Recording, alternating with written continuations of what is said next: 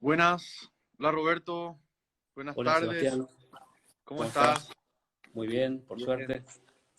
qué gusto volver a encontrarnos y poder hablar de este tema, bueno, desde tu punto de vista, que es muy interesante. Yo le voy a presentar brevemente a Roberto. Roberto es arquitecto por la UBA, si no me equivoco. Eh, Él es docente en la Universidad de San Martín, también en la UBA, en la Universidad de Palermo. O sea, es un hombre que es dedicado a la profesión, fue también curador el año pasado en la Bienal de Arquitectura y Urbanismo por Argentina.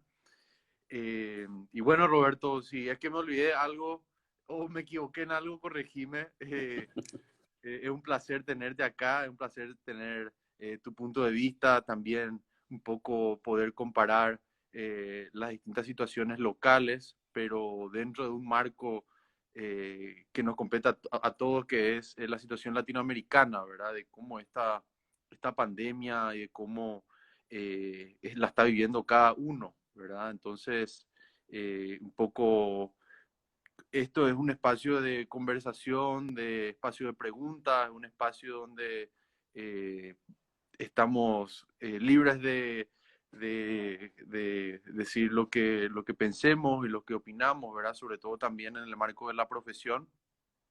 Y bueno, Roberto, ¿qué nos puedes decir? ¿Cómo está la situación en Argentina? ¿Cómo lo viven allá?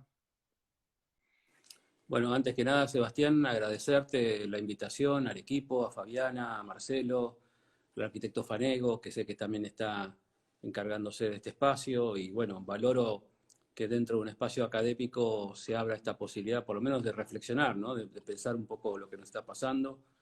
Eh, la verdad que con más preguntas que respuestas, porque estamos envueltos dentro de una dinámica donde el protagonista es la incertidumbre impermanente y la dinámica desde cambio casi día a día, ¿no? Lo viven nuestros gobiernos y lo vivimos nosotros también como ciudadanos.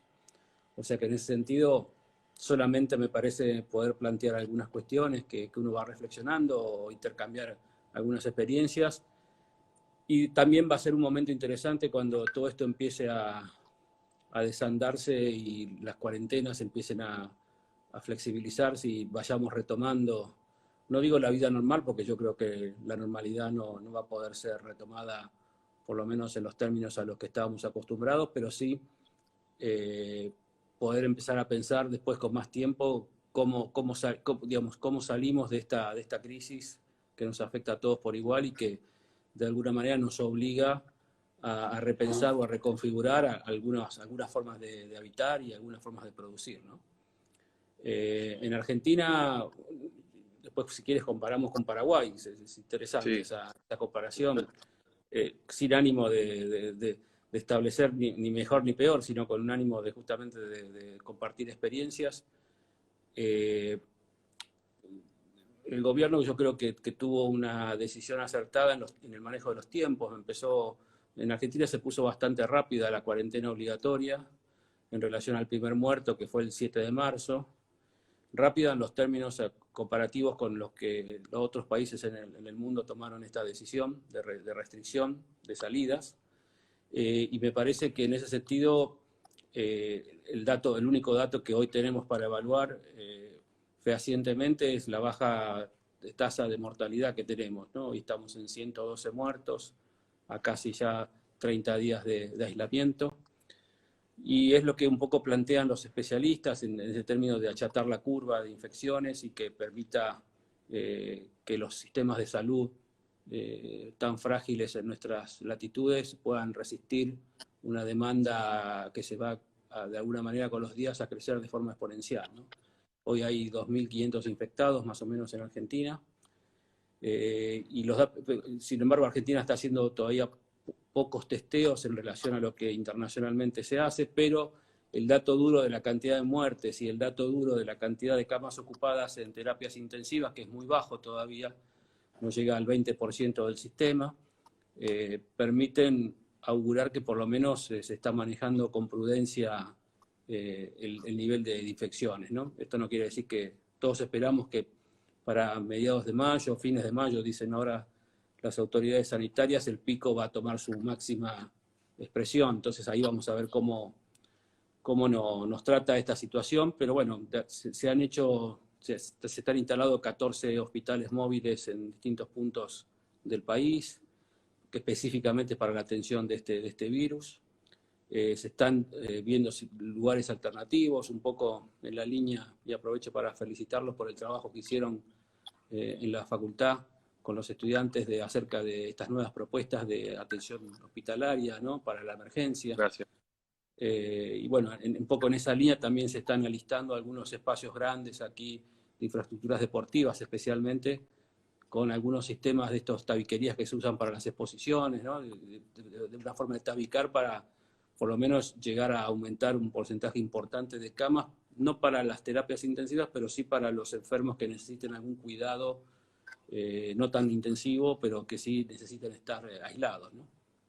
Sí, sobre todo acá, hablando de este tema de los centros, eh, creo que, bueno, principalmente acá surgió por la necesidad de generar aislamiento a personas que no tienen las condiciones de infraestructura y la habitabilidad, ¿verdad? Acá lo que generalmente sucede es que te dicen, te hacen el test, te dicen, ok, sos COVID positivo, anda, aislate a tu casa, ¿verdad? Entonces, ahí te cuento un poco del marco general de nuestra situación. Aquí hay una estadística que dice que más o menos de 7 millones, 3 millones de habitantes acá no tienen las condiciones de infraestructura para hacer el aislamiento, ¿verdad? Contando un poco cómo en Argentina es similar, es peor, contando un poco cómo se vive allá el día a día, cómo vive la gente bueno, de escasos recursos o de déficit de viviendas allá. Y un poco lo que hablábamos estos días antes de armar la charla es eso, ¿no? Digo, yo creo que de alguna manera esta crisis o esta epidemia, esta pandemia ha visibilizado todavía más el nivel de inequidad y desigualdad que tienen nuestras matrices como países, ¿no?, nuestra matriz social, ¿no? En Argentina tenemos un 40% de pobres, o sea que 16 millones de personas podrían estar siendo afectadas en los términos que vos decís, ¿no? Muchísima gente que vive en barrios vulnerables, que no tiene, con niveles de hacinamiento enormes. Aquí se ha hecho, al principio se salía con ese eslogan que vos decís, cada uno su casa. Después se comprendió que justamente para estas barriadas más perjudicadas era imposible sostener esa condición, entonces lo que se trató fue de aislar al barrio, ¿no?, de que la gente pueda salir a la calle. En estos lugares la calle es el epicentro de la vida social. Todo sucede en la calle porque las casas son muy pequeñas y la cantidad de habitantes demográficamente están exacerbados, entonces todo pasa en la calle, o sea que lo que se trató es de que finalmente lo que no hubiera es una salida de estos barrios y una entrada de estos barrios para tratar de evitar la circulación del virus, ¿no? Por supuesto que es una tarea muy difícil, casi imposible. Hoy estamos en la 4ª semana de cuarentena obligatoria aquí en Argentina y ya en esta semana se empezó a ver muchísima más movilidad en las calles de gente, ¿no? Nosotros en ese sentido también lo hablamos, esta estructura económica tan vulnerable que tienen nuestros países hace que en algún momento sea un contrasentido, ¿no? Porque por un lado pides que la gente se quede en su casa, pero por otro lado a ese grupo de personas al que nos referimos es el grupo que habitualmente forma parte del 40 o 50% de la sociedad activa económicamente del país, que además está en negro o no está formalizada. O sea que por lo tanto esa gente necesita salir todos los días a ganarse el pan con su trabajo, con su oficio, ¿no? Esas personas por ahí una semana, 2 semanas pueden sostener esa situación con muchísimas restricciones y con muchísimo sacrificio, pero ya casi 4 semanas de que no puedan salir a realizar sus tareas o ganarse el pan es muy difícil. O sea que ahí en algún momento se ponen en un contrasentido las medidas sanitarias con la necesidad económica de esta gente de sobrevivir, ¿no? En definitiva estamos hablando de sobrevivir ya desde un punto de vista sanitario o desde un punto de vista económico, ¿no? Pero siempre estamos tratando de la supervivencia, ¿no? Sí, Roberto, y ahora te hago la pregunta del millón, ¿verdad? Em, ¿Cómo crees que nuestra disciplina, siendo que nuestro objetivo es velar por la habitabilidad de las personas, ¿verdad? En su calidad, ¿verdad? De espacios, ¿cómo lo ves? ¿Podemos intervenir nosotros? ¿Cómo se vive allá, tanto en la profesión como en la docencia? ¿Cómo, cómo lo ves desde nuestro punto de vista profesional, ¿verdad? De nuestra disciplina en particular, ¿verdad? Siendo que de repente estos problemas, este tema de la ciudad informal, lógicamente, que es un problema de habitabilidad urbana, ¿verdad? ¿Cómo esto eh, dentro de todo, lo que remarcaste, ¿verdad? Que esto se vuelve más grave, la informalidad vuelve más grave incluso el problema de la pandemia. Y entonces, te repite de vuelta la pregunta, ¿cómo ves a la disciplina en estos momentos? Yo creo que la disciplina per se tiene como un rango de tiempo de respuesta mucho más largo que las emergencias o las urgencias que impone el momento, ¿no? O sea que en ese sentido podemos desdoblar la respuesta en dos líneas de tiempo. Una línea de tiempo que tiene que ver con la emergencia, con la posibilidad de desarrollar prototipos o instalaciones que sostengan o apuntan en los sistemas de salud que puedan ser rápidamente construibles. Aquí te comentaba antes de estos 14 hospitales que se están construyendo, son todos en estructuras metálicas, los están realizando las empresas que aquí realizan los baños químicos, ¿no? Que tienen una infraestructura metalúrgica muy grande. Bueno, han desarrollado sistemas de prototipos de estructuras metálicas que se montan con grúas, con guinches, se trasladan en camiones, o sea que por un lado hay como una posibilidad de respuesta inmediata que la disciplina debería tener o debería estar ejecutando, que tiene que ver con estas soluciones drásticas del momento. Y por otro, y lo que hemos hablado y lo que ustedes también han explorado, aquí también el Colegio de Arquitectura, de Arquitectos de Córdoba y algunas otras asociaciones profesionales y universidades también han hecho algunas convocatorias a repensar módulos sanitarios de emergencia, distintos tipos de infraestructuras y dispositivos que puedan ayudar a sortear este momento, ¿no? Me parece que ahí la disciplina tiene que estar atenta a poder dar una solución casi inmediata de esta situación. Pero por otro lado, a mí me parece que lo más interesante de pensar es la respuesta a largo plazo, ¿no? Que es parte de la deuda que la disciplina yo creo tiene con la sociedad en términos habitacionales. Nosotros en Argentina venimos ya cansados de repetir que tenemos 3 millones de déficit de vivienda, ¿no? Que eso tiene que ver con una instancia también que también es necesario poner en crisis y volver a pensar, que es solamente la estadística y la medida fría del número, ¿no? De la cantidad, ¿no? Siempre hablamos de la cantidad de viviendas que hacen falta, que no tenemos, sí, que finalmente que hacen falta, aunque yo creo que en los términos de la pandemia también es necesario hacer un relevamiento cualitativo de las viviendas que estamos haciendo, ¿no? No solamente es un problema cuantitativo, sino cualitativo. Hay un par de estudios que se están haciendo en este momento, aprovechando esta instancia de pandemia en la provincia de Buenos Aires, que tiene que ver con relevar la cualidad del stock construido, ¿no? De la vivienda. Esto ya, por supuesto, en los casos que hablábamos de los barrios más carenciados es la condición esencial, pero también esta condición cualitativa del hábitat se arrastra a otras clases sociales y tienen que ver con evaluar qué tipo de stock construido, qué calidad tiene el stock construido en términos de habitabilidad, ¿no? Hoy todo el mundo habla de las ventilaciones cruzadas, de la necesidad de iluminarlos, que entre el sol a los ambientes.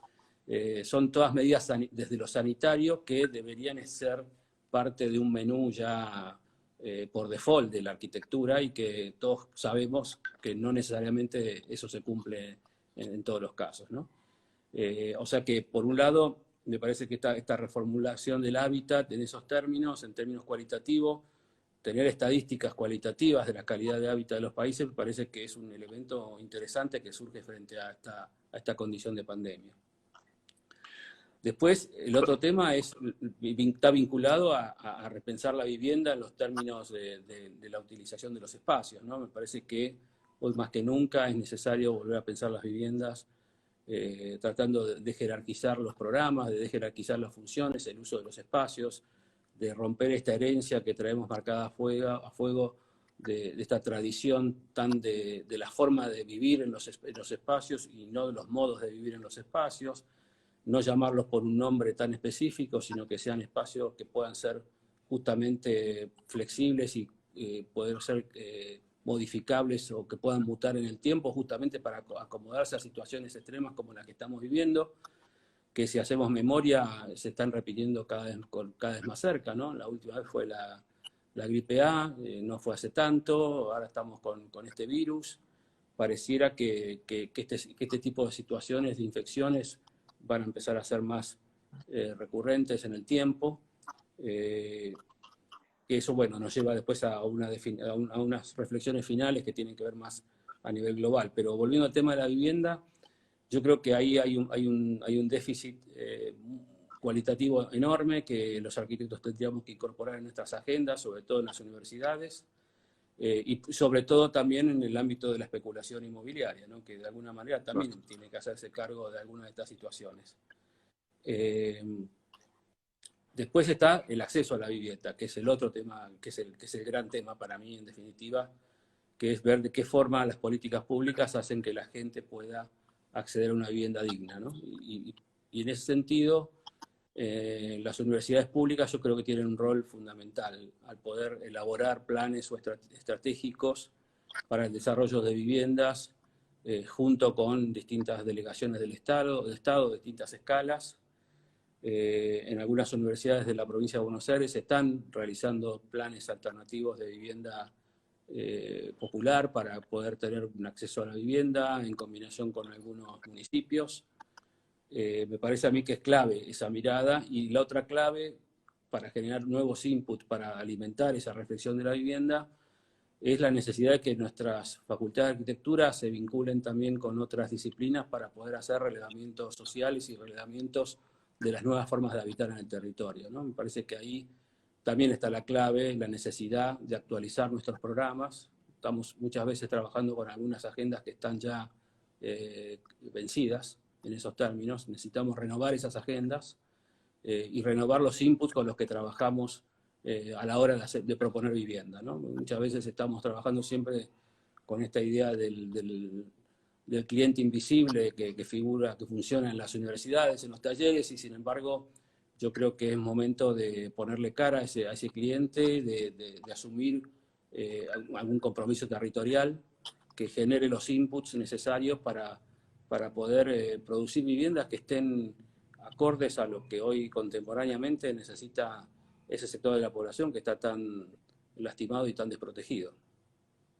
Claro, y sobre todo, no primeramente pensar la vivienda, pero también pensar un poco en la ciudad, ¿verdad? Esto, una de las anécdotas que contaba la vez pasada era que justamente en pandemias históricas sirvieron para tomar en cuenta cuestiones sanitarias, por ejemplo, el desagüe cloacal, después entender de que los cauces naturales tienen una relevancia importantísima a la hora de la higiene urbana, ¿verdad?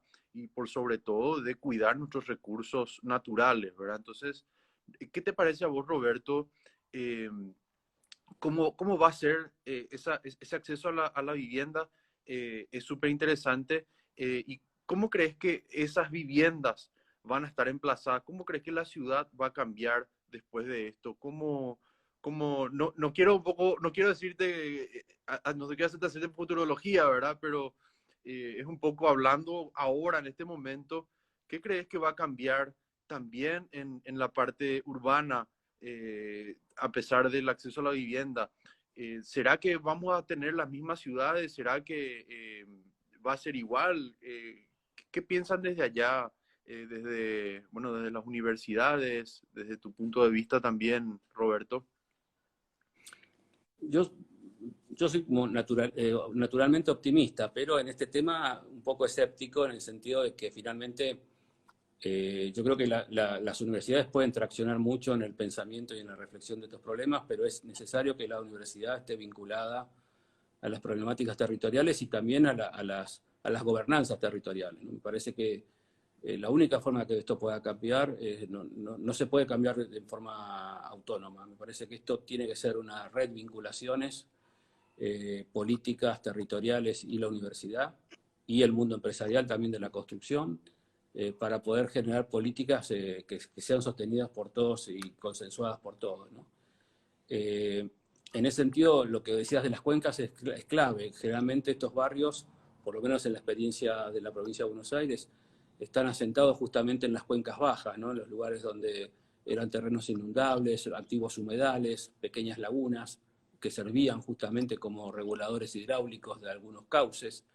Lo que se ha hecho fue rellenar con basura esos terrenos bajos, y la gente ha construido encima de estos terrenos que, por supuesto, no cumplen con condiciones mínimas sanitarias para poder desarrollar una vivienda digna en ese lugar. O sea, ya ahí no solamente es el problema del diseño de la vivienda, sino que es el lugar, el contexto donde esa vivienda se está insertando.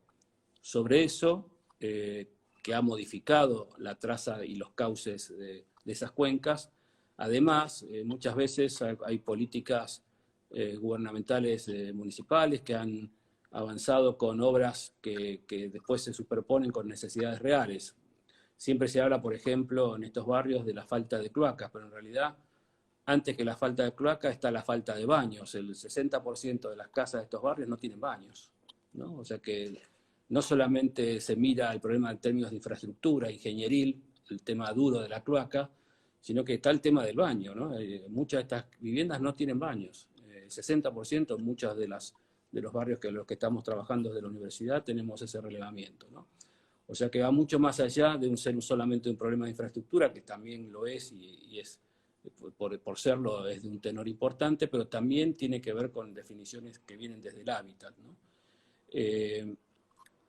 Esto que vos decías es muy difícil resolverlo, porque ya, y esa es otra línea de trabajo que también es interesante desarrollar, que es la posibilidad de trabajar sobre líneas de rehabilitación ambiental y energética de esas viviendas, ¿no? Digo, en muchos casos el 70 o el 80% del stock ya está construido, ¿no? El 80% del problema ya está construido. O sea, muchas viviendas de esta gente que vive en esta situación de contextos tan vulnerables, el problema ya está construido en gran parte, ¿no? Y yo creo que ya se ha llegado a un consenso donde pensar que uno puede pasar con una topadora y resolver el problema es casi inviable, no tiene ningún tipo de razonamiento. Entonces, me parece que también desarrollar líneas que puedan prever una rehabilitación arquitectónica, energética, ambiental de esas viviendas, también pueden ser líneas interesantes de trabajo, que son líneas que parten como punto de partida de reconocer la preexistencia,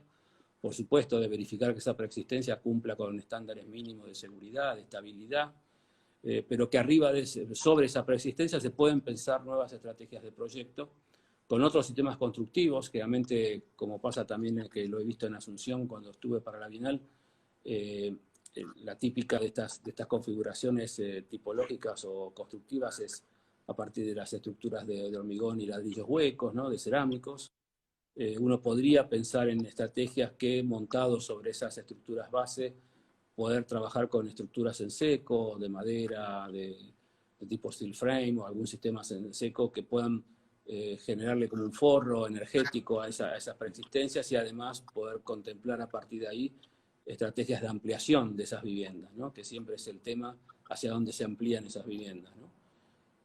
A diferencia de la ciudad de Buenos Aires, en provincia los barrios, estos barrios todavía tienen como un desarrollo bastante horizontal. En la ciudad de Buenos Aires estos barrios han tomado ya un desarrollo vertical, con casas de planta baja y hasta 5 pisos, lo cual hace más difícil todavía pensar una reconfiguración de esa problemática.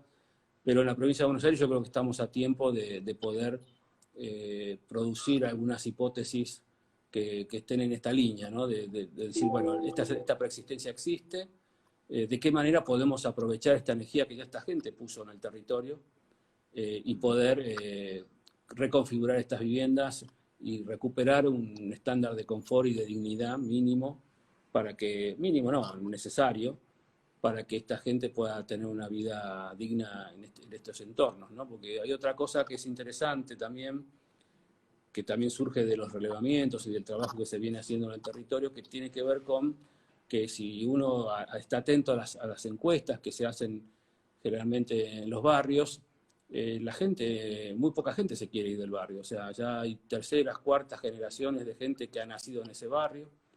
Generalmente la familia es un núcleo familiar que se ha desarrollado abiertamente en estos lugares, o sea que está toda la familia involucrada en ese contexto, y, por lo cual se ha desarrollado ya como un apego, ¿no?, a ese lugar, a partir de una cuestión identitaria. Ellos se identifican con ese lugar, pero hay como un desarrollo de un apego natural a ese lugar, por lo cual pensar en líneas de que logren poder ahí trabajar con el concepto de rehabilitación para mí es una línea interesante de trabajo. Por supuesto que en estos entornos tan hacinados posiblemente estos tengan que estar acompañados de algún proceso casi como de acupuntura, ¿no? De decir, bueno, sí. Aquí hago un espacio para que esto ventile y aquí completo, lleno. Es un trabajo casi minucioso, quirúrgico, que necesita una base de trabajo social muy importante porque es necesario conocer a las personas, identificar a las familias, identificar hábitos, patrones culturales, formas de vida, dinámicas sociales, ¿no? Entender cuál es la dinámica social de estos núcleos familiares dentro de estos entornos. Sin eso, digamos, el ejercicio se vuelve un ejercicio abstracto que puede ser interesante como ejercicio, pero va a estar bastante alejado de lo que la realidad necesita, ¿no? Sí. Y Roberto, mencionabas vos algo que me parecía muy interesante. Mencionaba, por ejemplo, el caso de la ventilación natural, el asolamiento, el entendimiento un poco del sistema natural y incorporarlo ya directamente, no como un deseo o una meta de decir, tengo que construir ecológicamente, sino más bien eso tiene que ser prácticamente de sentido común, ¿verdad? ¿Qué otras cosas desde tu entendimiento, qué más agregarías a esas cosas que creo que siempre dentro de la disciplina se tomaron con valores que son superfluos y ahora cuando nos ponemos en crisis realmente entendemos el valor de ciertas cosas y de partes que al principio los incorporábamos como un deseo o como una moda? ¿Qué otras cosas incorporarías? Así diciendo mal y pronto en el sentido común de cómo tiene que ser la arquitectura a partir de ahora. Y bueno, para el futuro, ¿verdad? Una vez que salgamos de esta pandemia. Hay un arquitecto que a mí siempre me interesa lo que hace, que es Souto de Mouras, el portugués, que él tiene una frase que a mí siempre me gusta en estos casos cuando te hablan de la arquitectura sustentable y un poco en la línea de lo que vos planteás. Para él lo que dice, la buena arquitectura es sustentable, o sea, no hay es imposible disociar buena arquitectura de sustentabilidad o que haya una buena arquitectura que no sea sustentable, ¿no? Digamos, la verdad que en esos términos es muy difícil plantearlo. Yo creo que como siempre la historia de la arquitectura ha sostenido, o por lo menos la historia moderna y contemporánea, el proyecto es la herramienta más sustentable que tiene el arquitecto, ¿no? Me parece que la gran ganancia en términos de sustentabilidad uno la hace con el proyecto, orientando. Y básicamente las reglas del arte que uno conoce tradicionalmente son las que garantizan casi el mayor porcentaje de efectividad en términos de sustentabilidad, ¿no? Una buena orientación, el manejo de la oferta solar, la envolvente, tener una buena envolvente que de alguna manera funcione térmicamente, las ventilaciones naturales. Me parece que con un menú de ese tipo estamos atacando el 80% del problema. Después, por supuesto, siempre queda tiempo para ese último 20% poder resolverlo por otros medios, pero me parece que la clave está en que la agenda asuma ese compromiso desde el inicio y que estas variables estén sopesadas apenas antes de hacer la primera línea, ¿no? En ese sentido, me parece que es fundamental volver a recuperar el valor protagónico del proyecto como herramienta fundamental para los arquitectos. Y en ese sentido también una cosa importante, y que siempre lo dice Aravena también, y a mí me parece interesante esa frase, es que lo que produce el proyecto es una especie de síntesis de toda la complejidad que rodea a un objeto arquitectónico, a una obra arquitectónica, Y lo que él dice que la síntesis arquitectónica se diferencia del resto de las síntesis en que nosotros no respondemos linealmente a un problema, sino lo que hacemos es formular una posibilidad ajustada, digamos, poder ofrecer una solución ajustada a una posibilidad, ¿no? Entonces, no es que estamos resolviendo problemas, sino que nuestra mirada es mucho más integral, va más allá del problema específico, y en ese sentido me parece que reivindica el proyecto como herramienta esencial y fundamental. En ese sentido también una matriz que nos juega en contra en nuestros países habitualmente es que tenemos una oferta tecnológica que por ahí se ha renovado poco en las últimas décadas, ¿no? Nosotros necesitamos tener también, lo digo en términos de oferta tecnológica local, no necesariamente en ir a comprar de tecnología al exterior, sino en la necesidad de que la industria de la construcción local asuma un desafío mucho mayor de innovación, ¿no? De innovar con nuevos productos, de renovar productos, tener nueva oferta de catálogo de productos, nuevos sistemas constructivos. En Argentina, hace un par de años, tuvimos la buena noticia de que se han homologado los sistemas de construcción en seco como sistemas tradicionales de construcción, ¿no? Han sido incluidos en la normativa. Por lo tanto, hoy podemos pensar en proyectar y construir vivienda dentro de programas públicos de vivienda con sistemas constructivos en seco que hasta hace 3, 4 años era imposible en Argentina, ¿no? Aunque parezca increíble. Solamente estaba permitida la vía, los sistemas tradicionales, ¿no? Ahí se viene otra discusión cultural que es interesante, que todo el mundo recurre, para mí es un argumento falaz, que es, bueno, pero la gente sabe construir con ladrillos, con hormigón, y por eso se construye de esta manera, y por supuesto que es así, yo no lo estoy negando, pero digo, es una tradición cultural y constructiva que viene heredada en los tiempos, ya no profesionalmente, sino en términos de oficio, ¿no? Del padre al hijo, el abuelo al padre. Pero yo creo que es una construcción cultural que hay que también empezar a realizarla con los otros sistemas, ¿no? Me parece que, por ejemplo, sistemas de construcción en madera que son muy fáciles y muy amigables porque son piezas livianas que requieren sistemas y maquinaria manual, que no requieren un gran entrenamiento. Por supuesto que requieren un protocolo y una forma de hacerlo, pero no requieren un gran entrenamiento de años para poder lograrlo. Me parece que es una oportunidad única. Nosotros en Argentina anualmente teníamos casi un 30% del stock de la madera dedicada para la construcción que no se ejecuta en el año, que no se usa para esa función en el año, que termina derivadas a otras industrias, con lo cual habla de la necesidad de empezar también, yo creo que es un gran trabajo que las universidades deberían tomar, que es empezar a desarrollar nuevos sistemas constructivos, no son tan nuevos, son tradicionales, en construcción en madera, pero con nuevas aplicaciones, con innovaciones en materiales, con innovaciones en las capas de aislación, materiales frutos del reciclaje o reuso de residuos industriales. Me parece que hay una gran agenda pendiente ahí que las universidades deberían tomar, porque me parece que se pueden transformar en agentes de influencia concreta sobre el mercado, ¿no? Si se empiezan a aparecer gran cantidad de este tipo de proyectos con prototipos que se puedan realizar en las universidades para medir la eficiencia energética. Me parece que es un camino interesante, incluso que desde las universidades se puedan solicitar las habilitaciones técnicas correspondientes en los organismos de control y que se puedan patentar o desarrollar esos sistemas constructivos. A mí me parece que podría ser una cosa muy interesante, ¿no? Incluso también tomar sistemas tradicionales de ladrillo, de otros sistemas húmedos, pero que también donde uno pueda innovar, ¿no? Me parece que ahí también hay otro campo, pero digo, en el campo de las construcciones en seco, me parece que se pueden lograr grandes cosas, y aparte me parece que es un sistema que puede estar a escala de la necesidad latente que hay de vivienda, ¿no? Imagínense, para construir 3 millones de viviendas hay tiempo y lugar para todos, pero me parece que estos sistemas tienen una capacidad de respuesta mucho mayor, ¿no?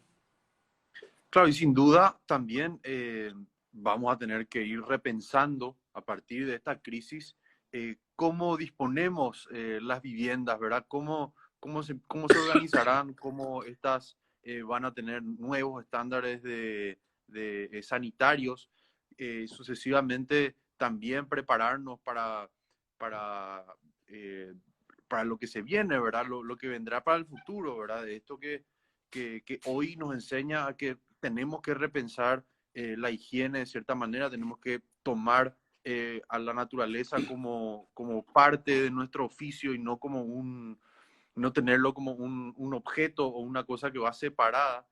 También eso que agregabas de que el sistema constructivo puede estar a mano y también puede como que reinventarse en sistemas secos, en sistemas húmedos, en función a una nueva manera de mirar las cosas, ¿verdad? Yo creo que esto eh, va a hacer que explote todos los paradigmas anteriores y de vuelta empezar a pensar estos modelos, a pensar estas técnicas constructivas, hacer de que la gente, así como decías, eh, que se acostumbró a cierto sistema constructivo tenga que evolucionar de vuelta a estos nuevos paradigmas, ¿verdad?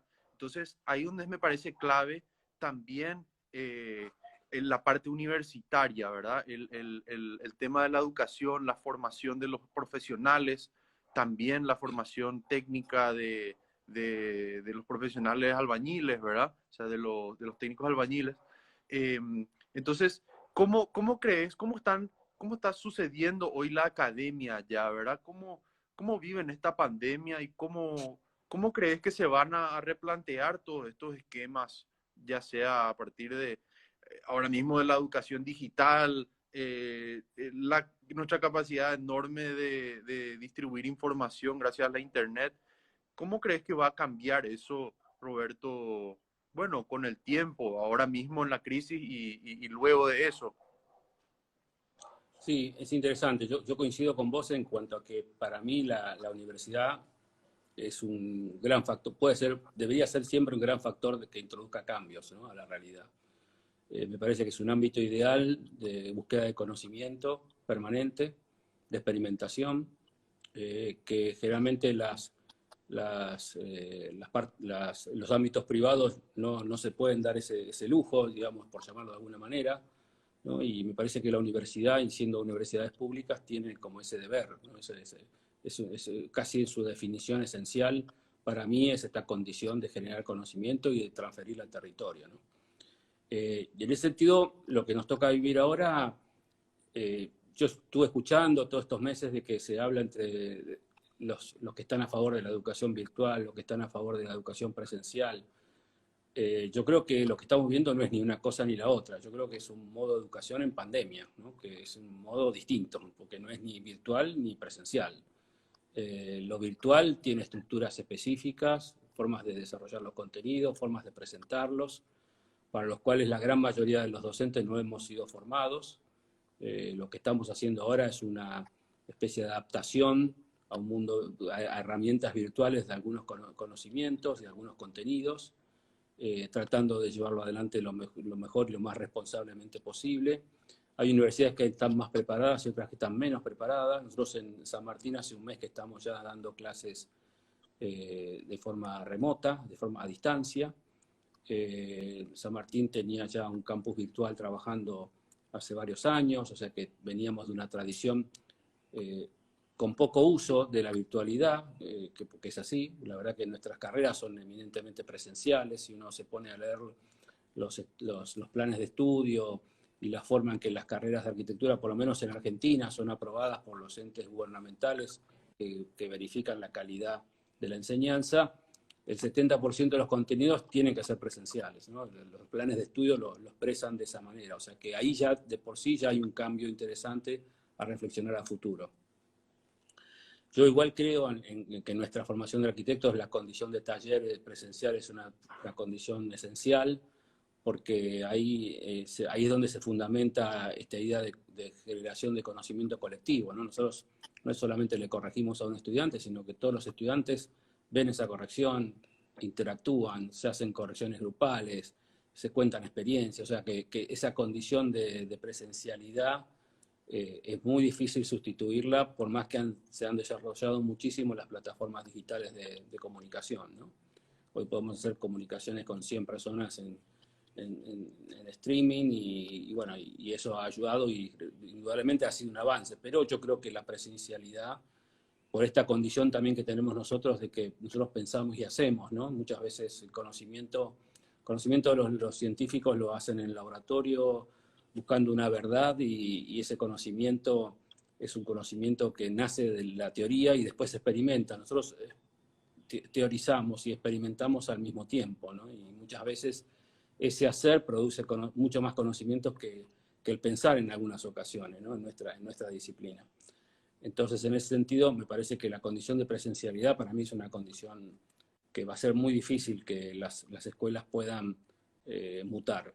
Sin embargo, la experiencia, por lo menos a nosotros nos está resultando muy interesante. Yo estoy coordinando el área de tecnología, o sea, las materias técnicas, que también tienen trabajos prácticos presenciales, pero que también tienen una carga teórica importante, y siempre, tanto para las técnicas como para las teorías y la historia, siempre el plan de estudio pareciera, cuando uno se pone a desarrollar los contenidos de las materias, que queda como corto de horas de práctica, ¿no? Siempre la queja de todos los profesores de estas áreas es: nos falta tiempo para corregir, nos falta tiempo para trabajos prácticos, para experimentar.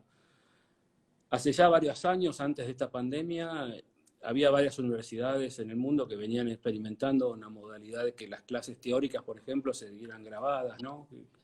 Por supuesto, eso también implica, digamos, reconvertir los contenidos. No es lo mismo un PowerPoint que uno tenía preparado para dar presencial, no es el mismo que uno puede dar virtualmente, porque los tiempos son distintos, la forma de hablar es distinta, uno tiene que hablar más despacio que en forma presencial.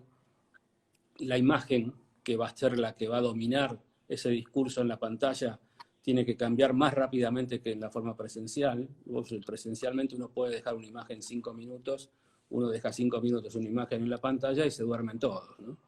Entonces hay como ciertas condiciones que son necesarios repensar y reflexionar y reacomodar, pero me parece que yo creo que de esta experiencia de la virtualidad yo creo que hay cosas que llegan para quedarse, ¿no? Me parece, en las escuelas, de forma inteligente. Me parece que esto de las teóricas, que algunas teóricas pueda tenerlas ya grabadas y compartirlas el día anterior y decirle a los estudiantes que, bueno, mañana vamos a trabajar sobre los conceptos que hemos desarrollado en la teórica tal, puede permitir en muchos casos trabajar esos conceptos de forma práctica, presencialmente en las horas, ganando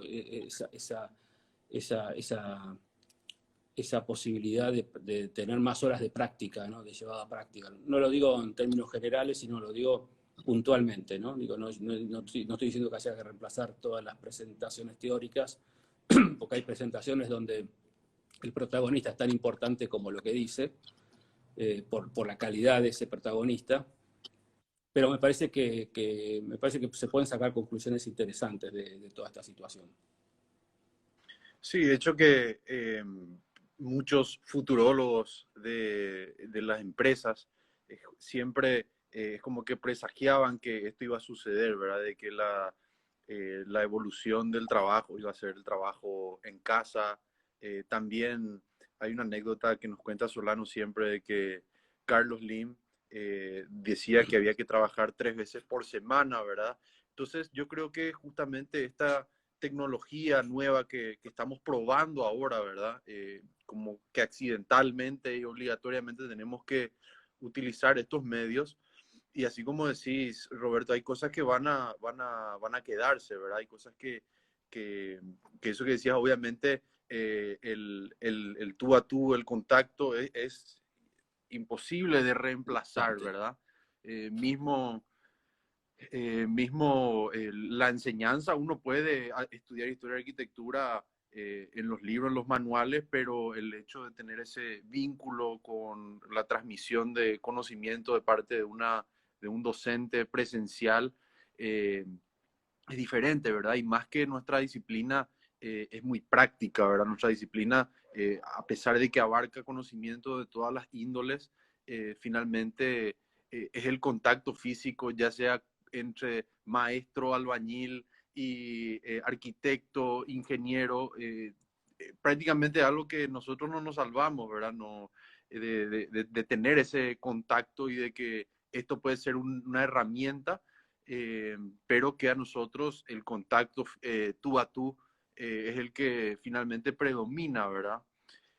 Roberto, aquí tengo una pregunta que querían hacer, que te hicieron, ¿verdad? Una es, ¿cómo podemos hacer, a ver, voy a poner, ¿cómo podemos hacer que el estudiante de arquitectura se, a ver, sea, o dice se una, pero sea una herramienta activa útil para la sociedad? Te leo de vuelta. ¿Cómo podemos hacer que el estudiante de arquitectura sea una herramienta activa y útil para la sociedad? Antes que eso, me quedó una cosa importante que aclarar, que también tiene que ver con esto de la virtualidad, y nosotros en nuestra función de la universidad pública es más importante todavía, que es el acceso a la educación en esos términos, ¿no? La verdad que también otra cosa que ha quedado evidenciada con esta pandemia es que esta desigualdad e inequidad de alguna manera se exacerban con los medios virtuales, ¿no? El medio virtual deja a un sector de la población afuera de esa posibilidad de educar, ¿no? Yo creo que también no es posible pensar en educaciones a distancias o virtuales si no garantizamos el acceso a la conexión y a los dispositivos a toda esa población que necesita ser educada, ¿no? Porque de alguna manera estaríamos yendo en contra de lo que tenemos como objetivo que habíamos dicho al principio de generación de conocimiento y de acceso a ese conocimiento para todas las capas sociales.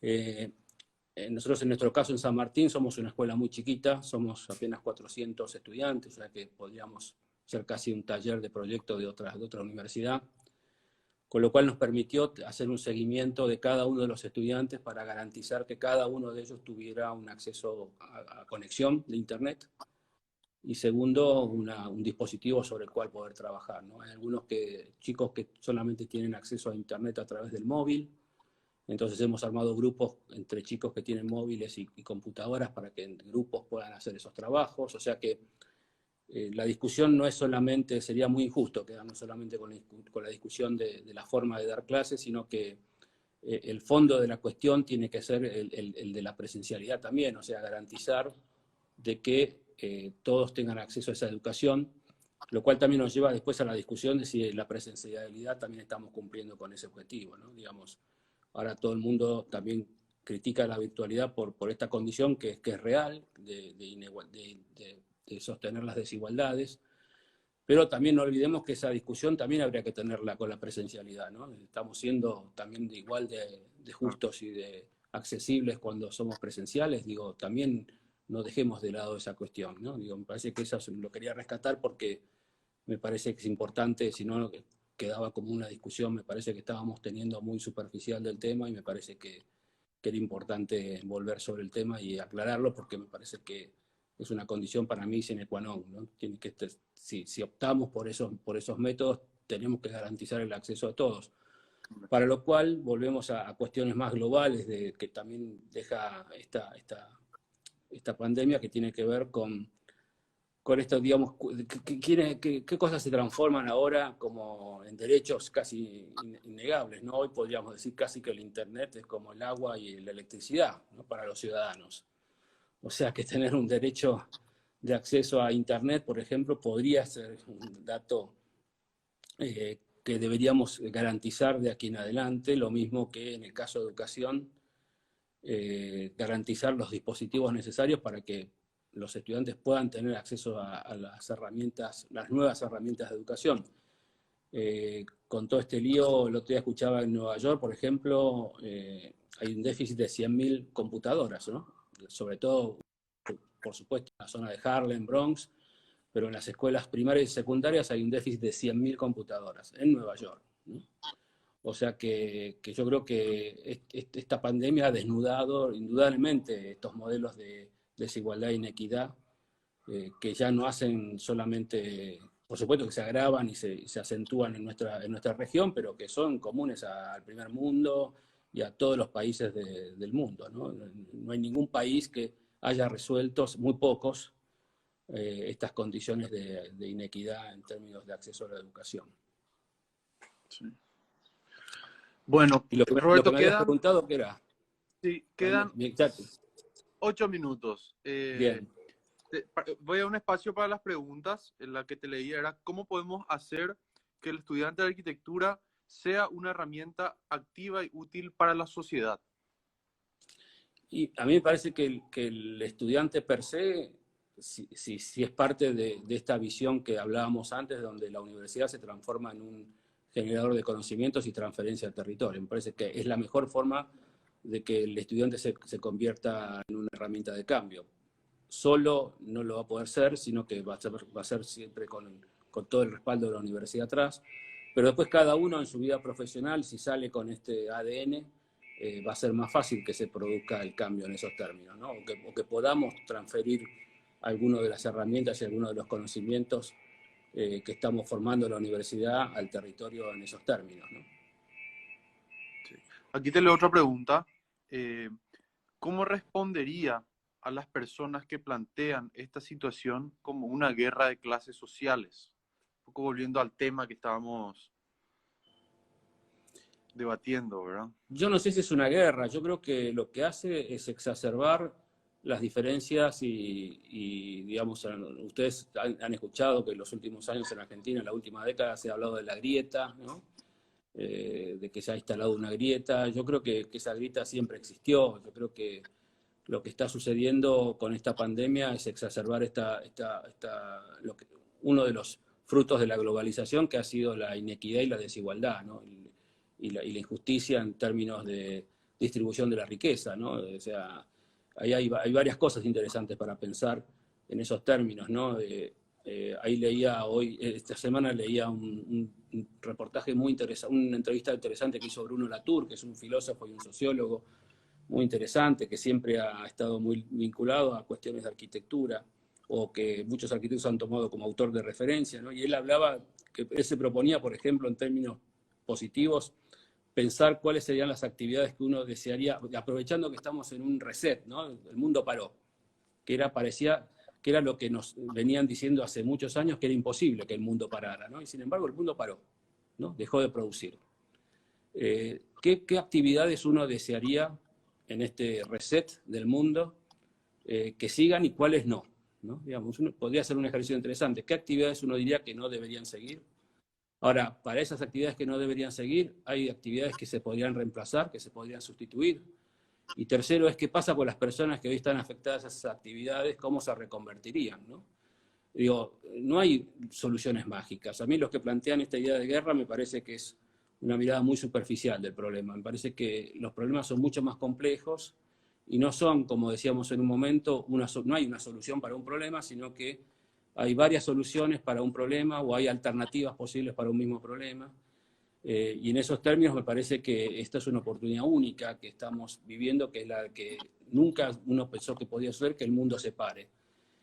Estamos siendo testigos de la capacidad de resiliencia o de regeneración que tiene el medio ambiente, incluso en algunas situaciones mucho más rápido de lo que los biólogos y científicos preveían, ¿no? Hemos visto videos de delfines en Venecia, de arroyos y lagos llenos de peces que estaban hasta hace unos meses contaminados, el Riachuelo, que es nuestro río más contaminado de la ciudad de Buenos Aires, apareció el otro día un cardumen de peces impresionante. O sea que estamos asistiendo a la posibilidad de regeneración de la naturaleza por este parate del desarrollo productivo, que indudablemente nos tiene que hacer reflexionar, ¿no? Hay un economista que se llama Piketty, francés, que a mí también siempre me interesa su mirada, que él planteaba en algún momento esta posibilidad de pensar un mundo de bienestar sin crecimiento, ¿no? Esta idea de que también siempre el crecimiento es lo que nos han puesto como zanahoria para el desarrollo de las actividades del hombre, ¿no? Él planteaba ahí cómo sería un escenario posible de un mundo que no crezca pero que mantenga un bienestar, ¿no? que garantice un bienestar. ¿Es posible vivir con un bienestar sin una economía en crecimiento? U otra frase que escuché hace poco que decía que el mundo estaba en crisis porque la gente solo compraba lo que necesitaba, ¿no? Digo, qué raro, ¿no? Parece esa frase. Digo, el mundo está en Está crisis muy porque bueno. la gente solamente compra lo que necesita. Digo, ¿y no será que justamente hay que comprar lo que uno necesita y por eso hay una exacerbación de producción, de contaminación? Yo creo que ahí se desprenden varios interrogantes interesantes. Uno que nos atañe directamente es hasta cuánto uno está dispuesto a pagar en términos ambientales por el desarrollo tecnológico, ¿no? Digamos, me parece que esa condición hoy tiene que estar sopesada. Me parece que hay que empezar a plantearse esas cuestiones. No es lo mismo alcanzar un desarrollo tecnológico a cualquier costo. No es lo mismo de construir una arquitectura que no tenga en cuenta mano de obra y desarrollo local. No es lo mismo seguir comprando productos para nuestras obras altamente contaminantes. Me parece que no tengan posibilidad de reciclaje final. Todo lo que se habla hoy de las economías circulares. Me parece que es fundamental estar atentos a todas estas situaciones, porque si no, la pandemia habrá pasado y la habremos perdido como oportunidad de repensarnos, ¿no? Como sociedad y como sistemas productivos, y como, por sobre todas las cosas, la posibilidad de que todo el mundo tenga el acceso a una vivienda digna y a una vida digna, ¿no? Sí. Roberto, nos quedan 2 minutos. Algo con que te quieras ir, me pareció esta última reflexión muy, muy contundente y muy interesante. Alguna reflexión adicional con la que quieras, solo quedan 2 minutos, ¿verdad? Entonces, con lo que quieras cerrar, Roberto. A mí, yo me quedé bastante impactado con esta cuestión del reset, ¿no? De esta idea de reset, de que el mundo paró, ¿no? Que era algo que todos los profetas de las economías de desarrollo decían que era imposible de que sucediera, ¿no? Finalmente un virus nos hizo parar a todos, ¿no? Me parece que es una oportunidad para pensar en esos términos. ¿Qué pasa de ahora? Me parece que no podemos decir que va a seguir todo igual. Yo me resisto a pensar de que pueda seguir todo igual. Hay que tratar de enfrentar estos intereses que van a querer instalar de vuelta, que ya se escuchan, la vuelta a la normalidad, ¿no? Como si la normalidad fuera lo que nos precedió. Y está claro que esa normalidad nos llevó a este estado de saturación ambiental, este estado de saturación social, de la epidemia, sanitario. Indudablemente los países del primer mundo nunca estuvieron preparados para una situación como esta tan excepcional. Yo creo que todos los sectores tienen que volver a pensar en estos términos y también en ese sentido la ciencia también tiene que volver a dirigir los esfuerzos a no solamente un desarrollo tecnológico per se, sino a un desarrollo tecnológico que pueda tener una transferencia a un bienestar de los ciudadanos del mundo, ¿no? Ahí también hay una deuda, que es que la ciencia tiene que redirigir los esfuerzos a técnicas y tecnología aplicada en otros sentidos, y no muchas veces en los desarrollos sofisticados y con el costo ambiental que se han ido desarrollando en los últimos años, ¿no? Bueno, Roberto, con esto lastimosamente se cumple la hora. Eh, Nos encantaría seguir, pero esto tiene un límite. Así que, bueno, te mando un gran abrazo desde acá. Es demasiado interesante este método, esta reflexión que nos pudiste aportar. Bueno, te mandamos un gran saludo, saludos también a la gente de allá y estamos en contacto y un abrazo grande. Bueno, lo mismo para ustedes.